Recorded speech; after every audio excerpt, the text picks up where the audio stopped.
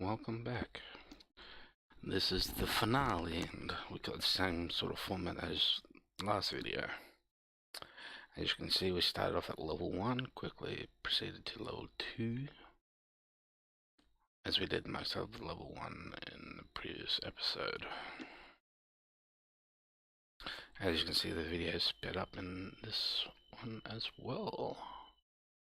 Same format as the last video.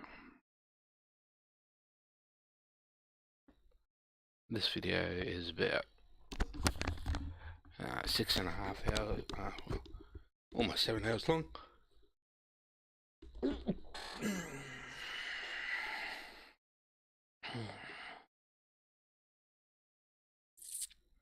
And it was sped up to fit into about 3 in sped up to about 30 minutes, give or take. It's not all sped up. Once we get to the last 8 minutes or so, these demons and critters don't attack. They're just sort of statues. They don't take damage. These ones do. But yeah, the last 8 minutes is normal rate, and I'll probably go through, do some maybe reading and explaining a few things, and we'll talk at the end of the video some more.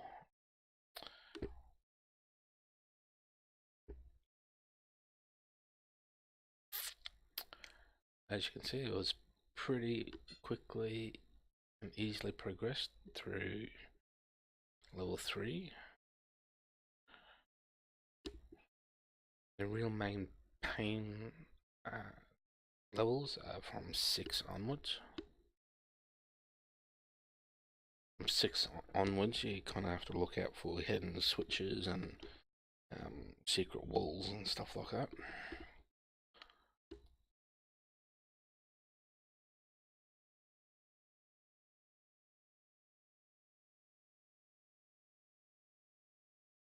Number 5, level 5.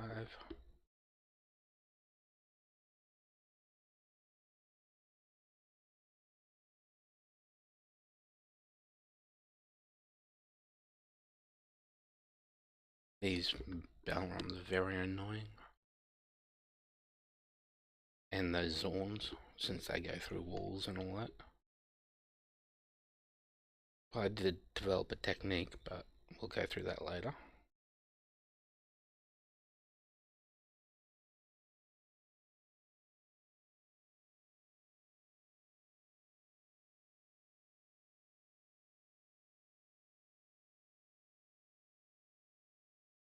But as you can see, it was much easier to progress through these levels since we've maxed out the strength, dexterity, and intelligence of everyone. Only Snape had to be at level 8 to complete the game. It doesn't hurt to have everyone else at level 8 as well. But as you can see, the fights tend to drag on a bit from level 5 onwards.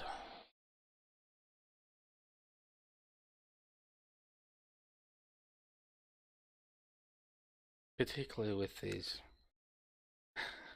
mobs that tend to cast mass sleep.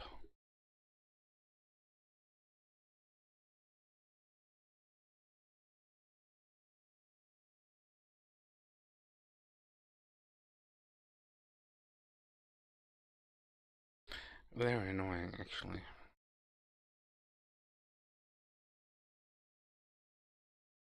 That's all part of the fun of the game, I suppose, if you consider it fun. It's frustrating. It can be very frustrating at times.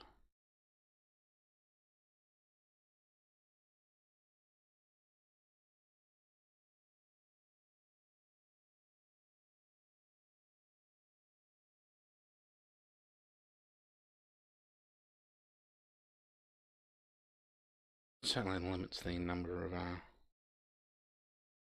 critters you can slay in any one go.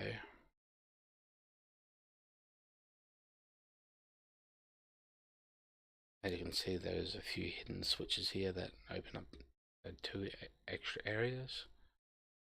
The poison field here regenerates, so if you dispel it, it'll come back after a couple of turns.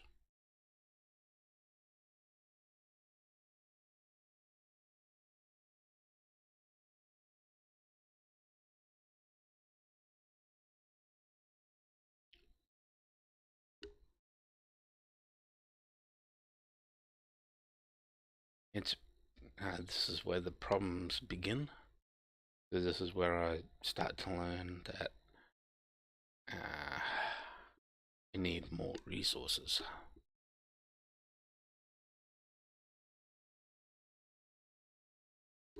And you'll see why in a bit.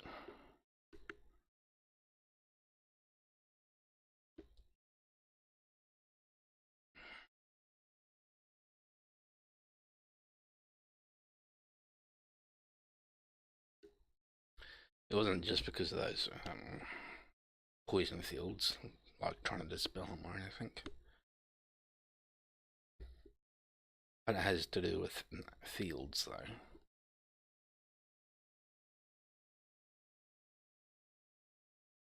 As you can see, I spent quite a bit of time trying to get this one character out from this room.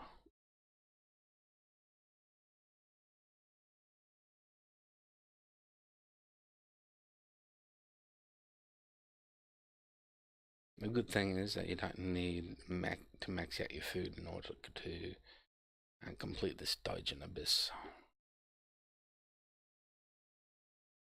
But this is where the real problems begin with level 6, considering there's a special way to get through, considering that the two rooms I just visited, this is a secret room,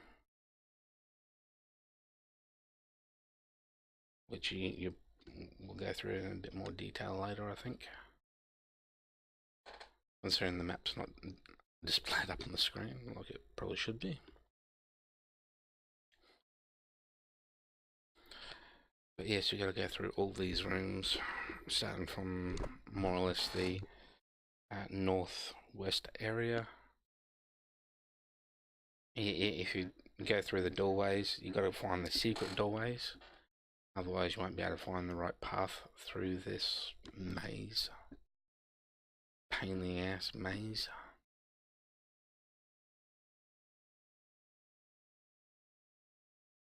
And this is the room where I realised that we needed more resources. Because in order to do what we need to do, we need to open up a new secret area.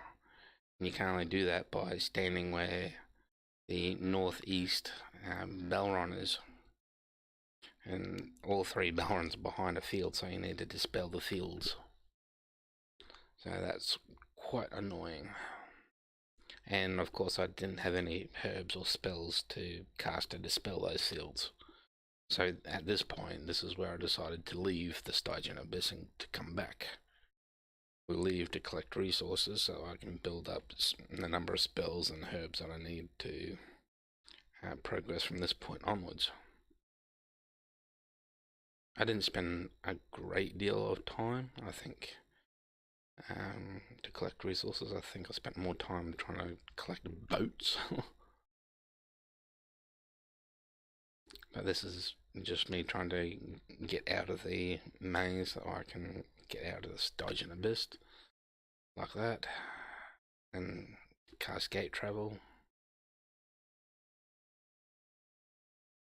Start collecting resources. Because I was out of garlic, I believe it was. And to make the dispel field, you need sulfuric ash, blood, black pearl, and garlic. I was out of garlic and out of dispel spells as well, so this is when I realised that negate spells also come in real handy, because when you cast negate spell, it negates all magic for a period of time. and I just made sure everyone was healed up, everyone leveled up as needed.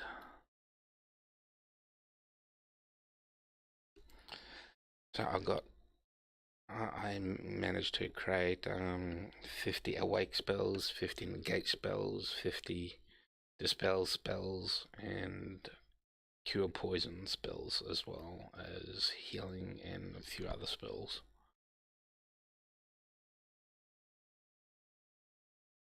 I also ran out of mandrake root, so spent time collecting mandrake root,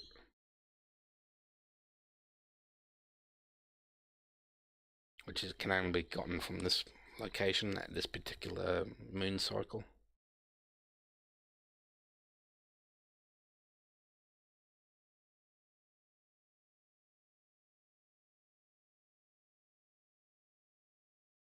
Which is kind of annoying because, as you can see, we get involved in a number of fights just searching. Of course, the spam often spams so hard that by the time I stop spamming, it's still searching through the moon cycles.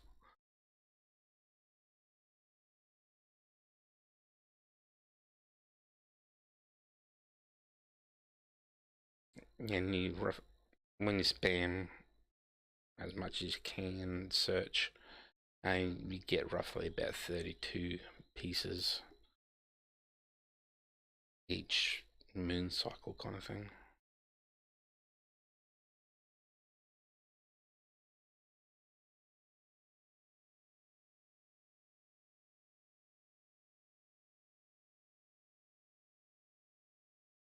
As you can see, this is what it's like been through most of the game. Just ridiculous amount of fights. Again, making sure everyone's healed up, leveled up as needed. Trying to find a boat. So I travel around, manage to get a boat. I go to the Stygian Abyss and I get the boat destroyed.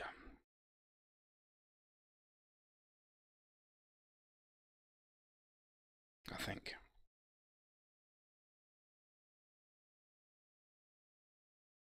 Yeah.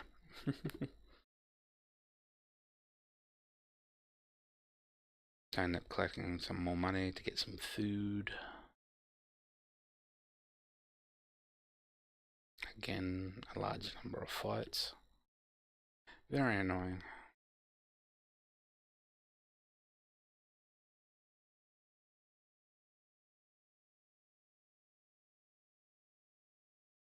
Compared to Ultima 1, 2, and 3, Ultima 1 was probably the worst for the lack of fights. But yeah, even number 3 wasn't anywhere near as bad as number 4. Skara Brae, that's where I tend to try to buy the food most of the time, since the food's cheaper there. Or I should say, the cheapest.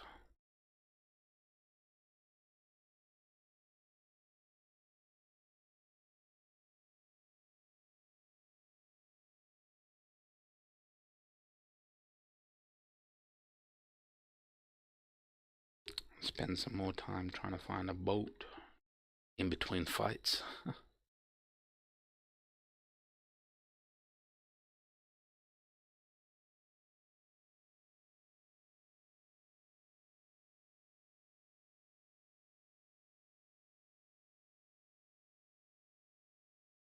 I eventually do come across one real soon.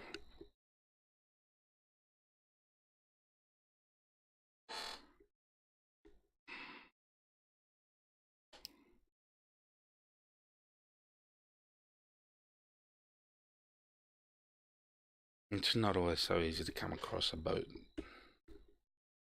Sometimes it takes a long time, sometimes not so long.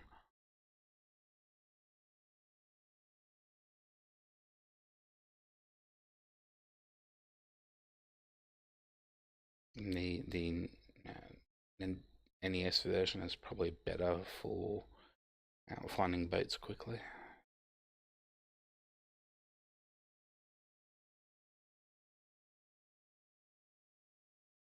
we use the wheel, which increases the boat's health to 99.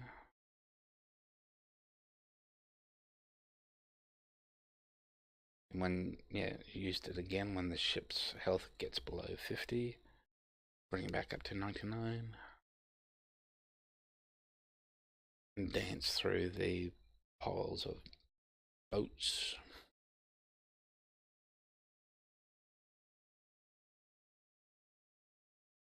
And make my way back through the maze again. Of course, this time it doesn't quite take as long, considering I make more prolific use of negate and dispel spells and whatnot.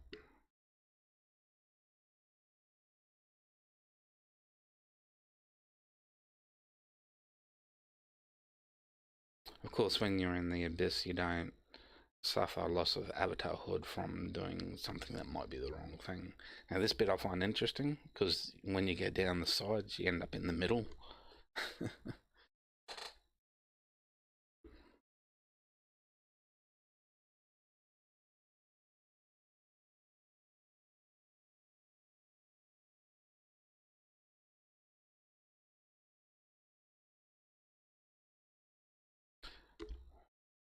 Of course, the Zorns are probably the most annoying creature from level 6 onward.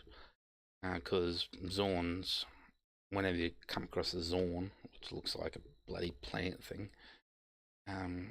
it negates magic in the whole area automatically. But only after like your first turn, though.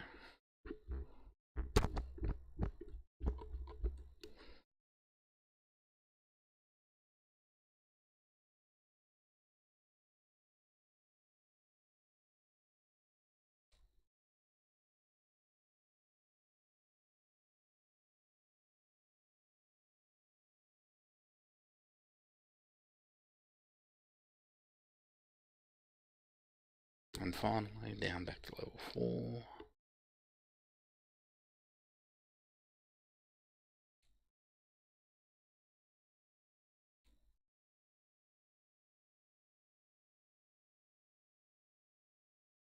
I think in this cycle, I suppose, I used the hold up and camp feature a lot more, at least once per level.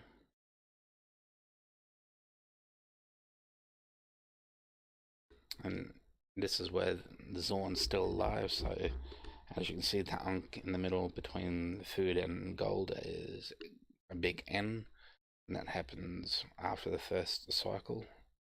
And once he's gone, I cast Negate Magic, which prevents the Balrons from using Mass Sleep.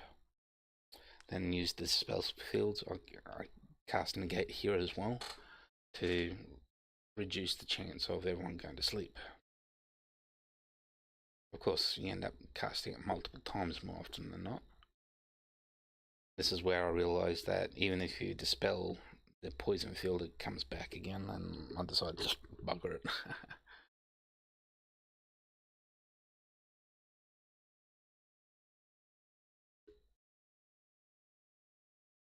And as you can see, we've got the map up, and you should be able to see the secret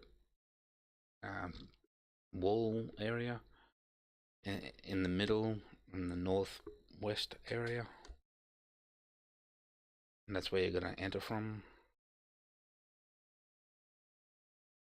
And of course, negate magic here as well, prevent everyone from going to sleep, dispel fields, then eventually kill him, and we can progress even further. Of course, there's more hidden switches here because you've got to go through the south, but you can't until you find the right hidden switches, which I managed right there. Not south, I suppose, east. And this was also very annoying because I had to move people around as well as cast spells and so forth.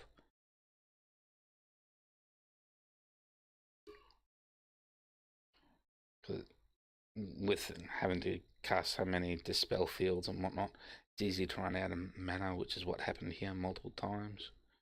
I end up having to get people through, spell it, and progress onward.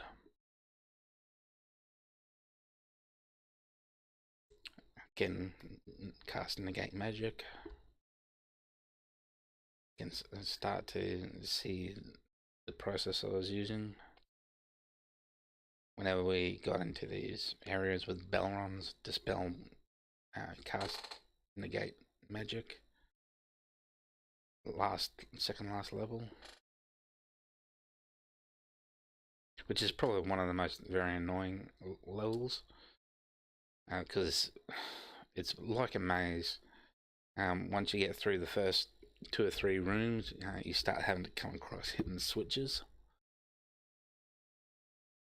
Like this one, you can't go north, you can't go east or anything like that until you find the hidden switches. I eventually find out that it's behind a hidden wall.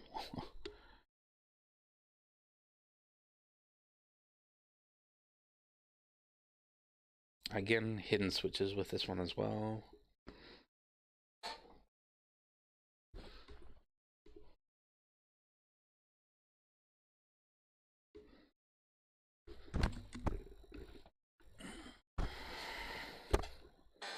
More hidden switches in this one as well.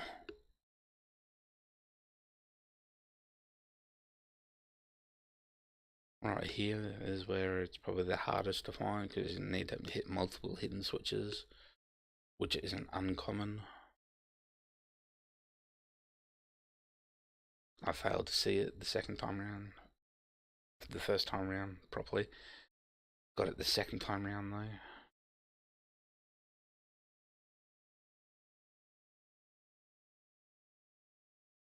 This is where we fight ourselves, so to speak.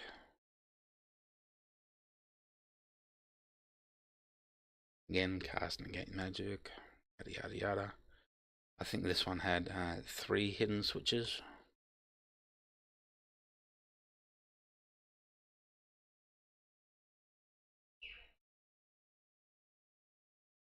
Okay, this is where we slow things down again. This is where we need the 3-part key,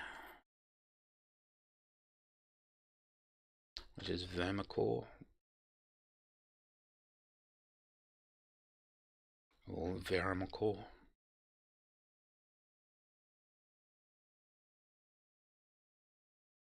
Vera we got from Truth, Ammo we got from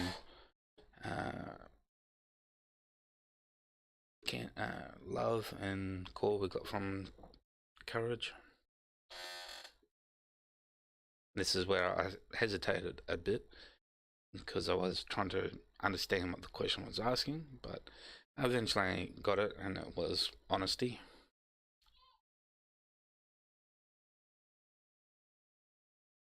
Eventually figured it out. You'll find that it's all in a particular order,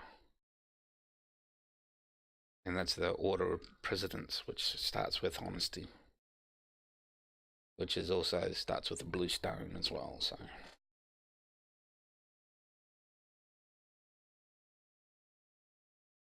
of course what comes up is sort of the icon that represents the Holy Trinity and the virtues thereof. This one's compassion.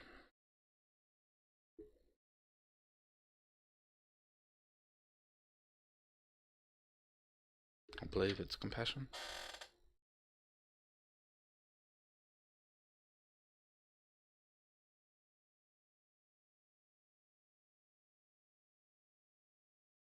I had a text file set up with them all in order from my experiences with the game.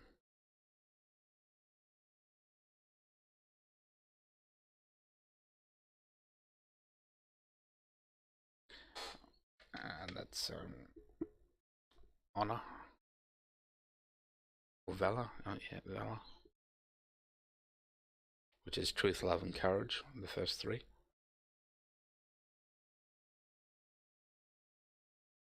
No, justice.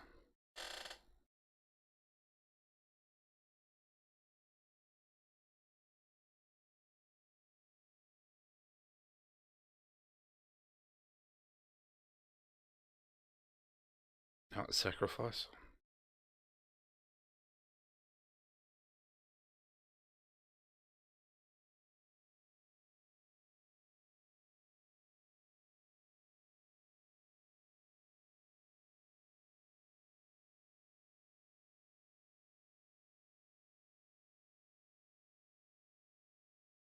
Honor.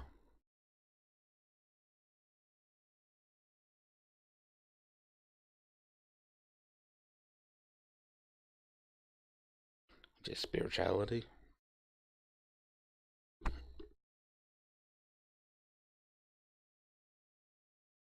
And this is the order that I was talking about. I'll go through the order again a bit later. And the last one is humility. That's not all of the questions though.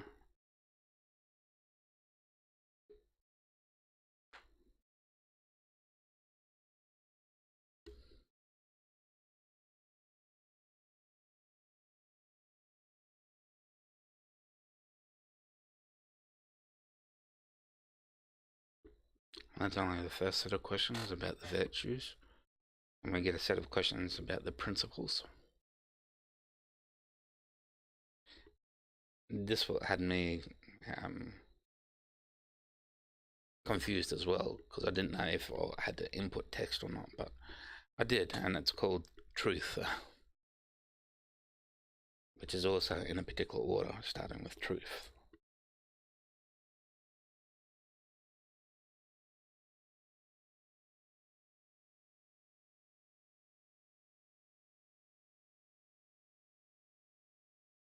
I start off with an incorrect answer, but that's okay because you get another chance.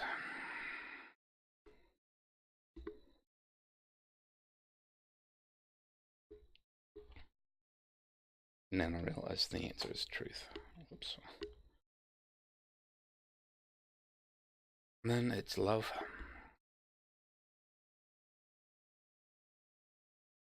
which is a very confusing question.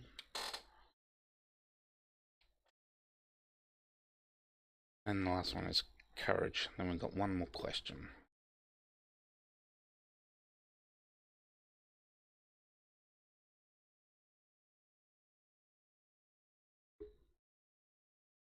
And that builds up the entire icon there with all the facets. And this is the question that we got from the riddle man at Lord British's castle. And of course the answer is infinity.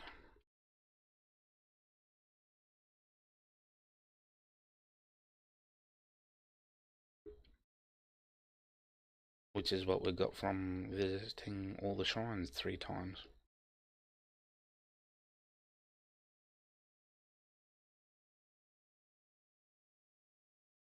And that's pretty much the end of the game.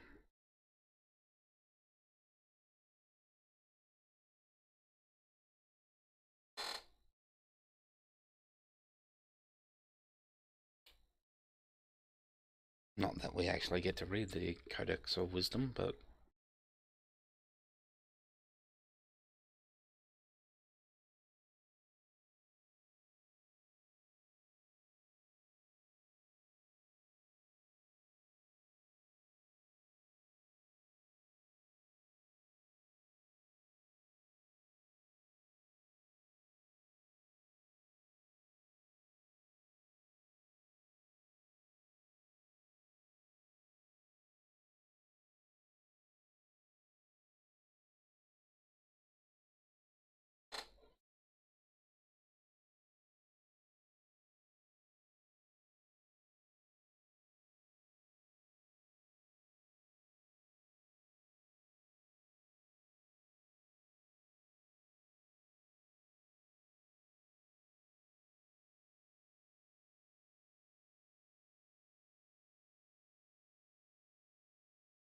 and this is where you get given the unk that pretty much remains with you for the rest of the games.